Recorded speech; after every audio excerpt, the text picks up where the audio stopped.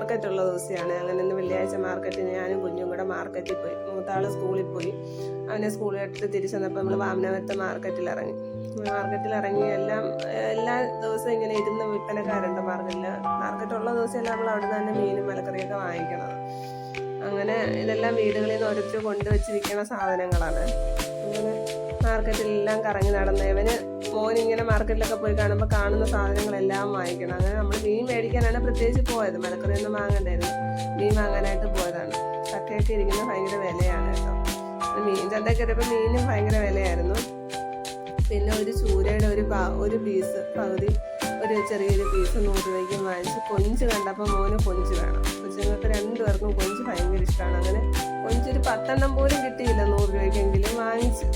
അങ്ങനെ അവന് മീൻ ചന്ത മീനല്ല, ഈ വലിയ മീനൊക്കെ കാണുമ്പോൾ അവന് വലിയ മീൻ വേണമെന്നും പറഞ്ഞ് വഴക്ക്. അങ്ങനെ മീൻ ചന്തയിൽ കയറിയെല്ലാം കണ്ട് നമ്മൾ അവിടെ ഇപ്പോൾ ചക്ക പഴുത്തിരിക്കുന്നതുണ്ട്. ചക്ക പഴുത്തത് അപ്പോൾ അവന് അത് വേണം. അങ്ങനെ പഴുത്ത ചക്ക ഒരു മുറി 70 രൂപ, ഭയങ്കര വിലയായിരുന്നു. അത് വാങ്ങിച്ചുകൊണ്ടന്ന് വീട്ടിൽ വന്ന് അത് ഉടനെ എടുത്തത് മുറിച്ചുകൊണ്ടിരിക്കുന്നതാണ് ഈ കാണുന്നത്.